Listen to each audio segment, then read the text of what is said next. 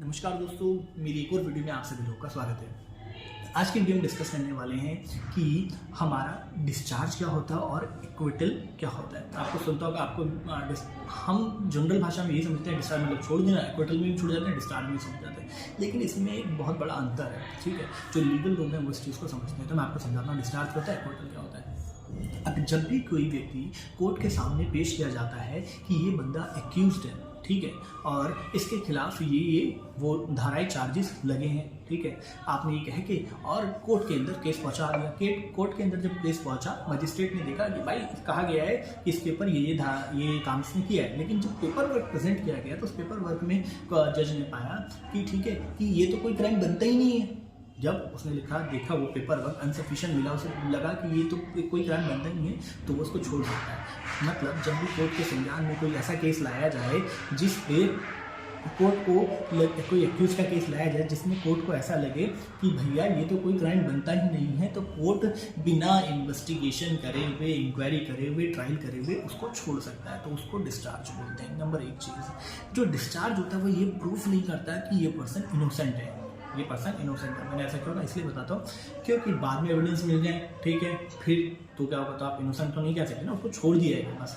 तो कोर्ट ये कहता है कि ये प्रूफ नहीं करता है कि व्यक्ति जो है इनोसेंट है। इसके अंदर इन्वेस्टिगेशन नहीं होती, ट्रायल नहीं होता, इंक्वायरी नहीं होती और बंदे को छोड़ दिया जाता है, तो इसको डिस्चार्ज कहा जाता है। दूसरा, मैंने बोल दिया it can not improve innocent.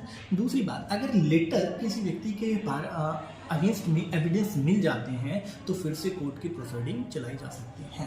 और trial is not bar, trial इसमें बार नहीं है, मतलब ट्रायल रोका नहीं जा सकता, ट्रायल मतलब दोबारा किया जा सकता है। अब इसके उल्टा आ जाइए इक्विटल। इक्विटल में क्या होता है कि जब कोई केस कोर्ट में लाया जाता है किसी एक्यूज के अगेंस्ट में, कोर्ट जो है चेक करता है, सफिशिएंट डॉक्यूमेंट है, सब कुछ है, उसको लगता है और वो ट्रायल को प्रोसीड कर देता है। ट्रायल प्रोसीड करने के बाद होने के बाद जब व्यक्ति बाइज्जत बरी होता है तो उसे एक्विटल कहते हैं।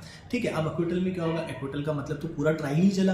अब ट्रायल में क्या क्या हुआ, इन्वेस्टिगेशन हुई, इंक्वायरी हुई, ठीक है, और पूरा ट्रायल चला और तब वो बाइज्जत बरी हुआ, तो इसको बोला एक्विटल।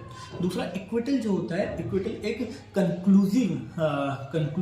कंक्लूजन है आफ्टर ट्रायल, ठीक है, acquittal is a conclusion after trial, मतलब ट्रायल होने के बाद एक कंक्लूजन है ये, ठीक है, कि पर्सन इनोसेंट है, एक proof person is innocent, person innocent है।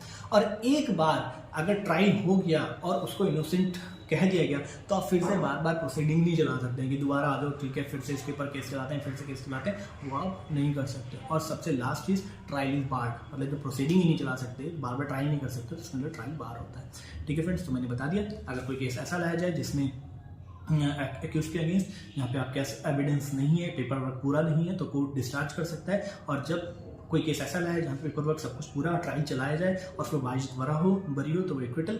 दूसरा, डिस्चार्ज प्रूफ नहीं करता कि ये इनोसेंट है, इक्विटल प्रूफ करता है कि ये इनोसेंट है।